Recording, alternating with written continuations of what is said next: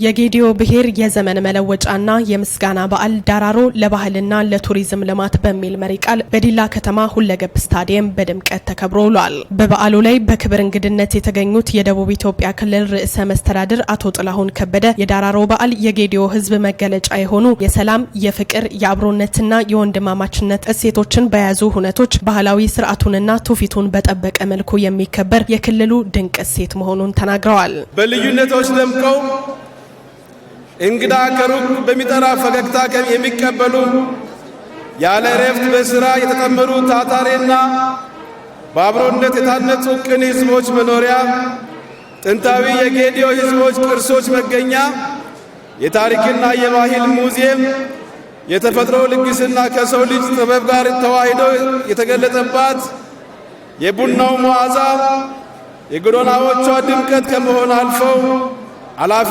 አግዳሚውን የሚወዱላት የዓለም ቅርስ በሆነው ጥቅጥቅ የቡና ደን ካባ ወደ ተከበበችው ለዓይን በሚማርኩ ኮረብታማ መልክዓ ምድሮች ወደ ተዋበችው ተፈጥሮ ታሪክና ሰብአዊ ፍቅር በአንድነት የተሳሉባት ውብ የኢትዮጵያ ገጽታ ገላጭ ወደ ሆነችው የደቡብ ኢትዮጵያ የአረንጓዴ ወርቅ ምድር የፍቅር መናገሻ ሻላይቱ ዲላ ከተማ እንኳን ደህና መጣችሁ።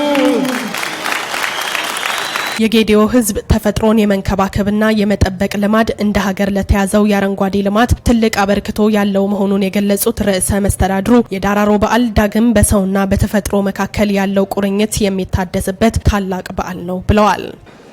ዳራሮ በብዝሃነት በተዋበው የህብረ ብሔራዊ ክልላችን በድንቅ ጥምር ደን የግብርና ጥበብና በባለ ልዩ ጣዕም ቡናው የሚታወቀው የጌዲዮ ብሔረሰብ የምርት መሰብሰብን ተከትሎ በራሱ የጊዜ ቀመር የአዲስ ዘመን መግባትን በማብሰር በብሩህ ተስፋ ተሞልቶ በድምቀት የሚያከብረው የምስጋና በዓል ነው።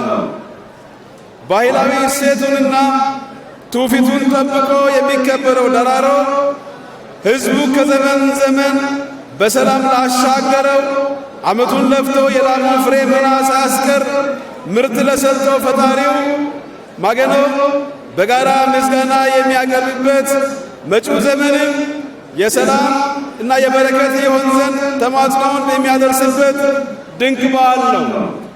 ዳራሮ ሲመጣ ቅም ይረሳል። ዳራሮ የጌዲዮ ሕዝብ ማንነት ጥበብና ታሪክ የታመቀበት ሰላም፣ አብሮነትና የሀገር ግንባታ ያቀፈ የተፈጥሮ ጸጋዎች የሚመሰገኑበት ያለፈ ዓመት ድካም ፍሬ ታይቶ ለፈጣሪ ምስጋና የሚቀርብበት በሰውና በሰው እንዲሁም በሰውና በተፈጥሮ መካከል ያለው ቁርኝት የሚታደስበት ታላቅ የባህል አምድ ነው። በበዓሉ ላይ የፌዴራል የክልልና የዞን ከፍተኛ አመራሮች እንዲሁም ከአጎራባች ዞኖች የመጡ እንግዶችና የአካባቢው ተወላጆች ተሳታፊ ሆነዋል።